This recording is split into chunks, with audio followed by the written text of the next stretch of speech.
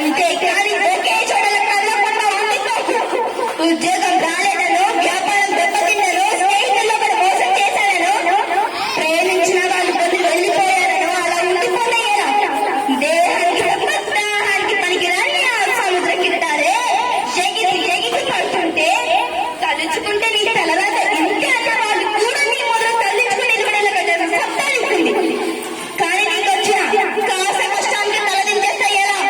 సృష్టిలో ఉన్నంత వరకు ఏది ఆగిపోవడానికి వీలేదు. పారే నది, వీచే గాలి, పోకే చెట్టు, ఉదయించే సూర్యుడు, నీలో గతిగతిగా ప్రవహించే రక్తంతో పాటు ఏది ఆగిపోవడానికి వీలేదు. బయలుదేరు. నిన్ను బాధ పెట్టిన మాటల సంఖ్యలను వదిలే. నువ్వు పట్టగాడి నుంచి పరిగెత్తడం మొదలుపెట్టు. నువ్వు పడుకున్న పరిపాలన సేవించకుండా పథకాన్ని వదిలే. నీ అర్థం నేను ప్రశ్నించకుండా సమాధానాన్ని వెతుక్కో. నీ